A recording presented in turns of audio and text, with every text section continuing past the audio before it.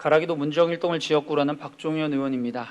이 자리에서만 벌써 5번째 송동구치소 개발에 대한 주민님들의 뜻을 전달하고 있습니다. 그중 한 번은 아예 송파 소식에서 통편집되기도 했습니다. 우리 주민님들의 절실함을 청장님만 모르고 계신 것 같아 매우 안타까운 마음으로 오늘 5분 자유 발언 시작합니다.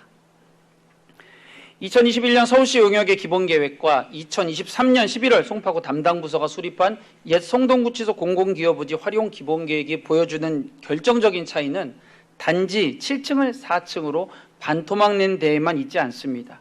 누가 봐도 서울시 용역은 우리 주민님들이 가장 선호하시는 공간이 바로 도서관이라는 것을 분명하게 나타내고 있습니다. 최고 상층부 3개층이 도서관이기 때문입니다. 반면 우리 구가 구상한 주민소통 거점 시설은 행정이 필요로 하는 시설을 모아놓은 모양새입니다. 전자는 2억 7,600만 원의 용역비를 들인 반면 후자는 부서 직원들이 손수 설문을 만들어 돌린 결과물입니다. 도서관 3개층이 어려우면 2개라도 남겨야죠.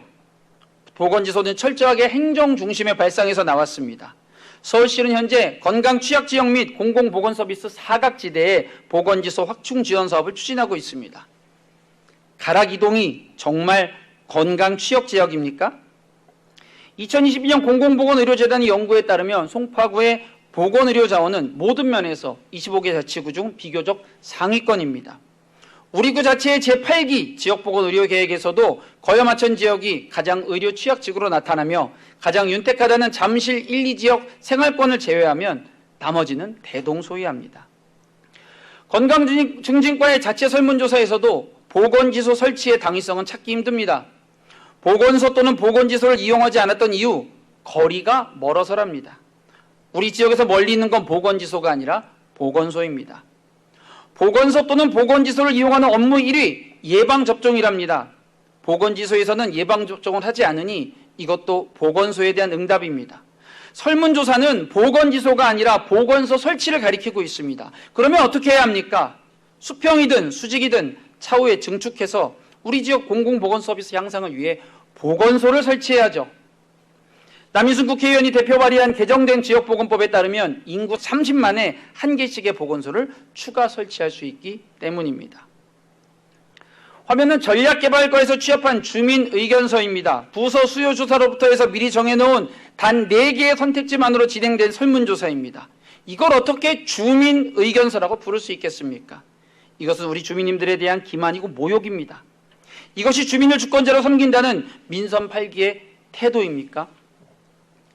이뿐만이 아닙니다. 지난 8월 초 서울시가 옛 송동구치소 부지 약 1200가구의 공동주택 중 절반을 장기전세주택 시즌2로 공급할 계획이라는 모 경제지의 기사는 모두를 당황하게 만들었습니다.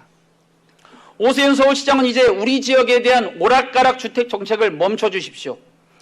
2019년 남인순 국회의원의 적극적인 건의와 중재로 공공기여부지는 최대한 확보하고 신혼희망타운 600세대, 민간분양 700세대를 공급하는 원안으로 확정되었습니다. 40년간 기피시설을 떠안고 살아온 주민님들이 주택 공급의 공공성을 고려해서 100번 양보했던 결과이기도 합니다. 그러나 21년 시장님의 당선 직후 우리 주민님들은 이를 시장님의 대표 정책인 토지임대부 주택으로 전환 검토하겠다는 서울시의 계획을 언론으로 접하게 되었습니다. 주민님들이 분노할 수밖에 없었죠.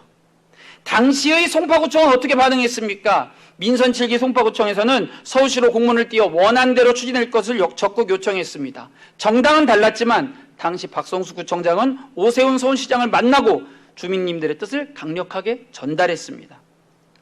이번 사태에 대해서 서강석 구청장은 무엇을 했습니까? 서울시에 문서 한 장 보내지 않았습니다. 공식적인 협조 요청도 없었고 사실관계를 확인하는 행정 절차도 찾을 수 없었습니다. 기계적으로 민원을 처리했을 뿐입니다. 혹시 이것이 2022년 지방선거 당시 구청장님이 강조한 오세훈 서울시장과의 원팀입니까? 이것이 섬김행정입니까? 안타깝습니다. 정말로 안타깝습니다. 저는 이번 사태를 바라보면서 자꾸만 되뇌이게 됩니다. 내가 송파구청장이었다면 어떻게 해야 했을까? 구청장이라는 자리는 우리 주민님들이 믿고 맡긴 자리입니다. 주민과의 신뢰를 바탕으로 유지되는 것입니다.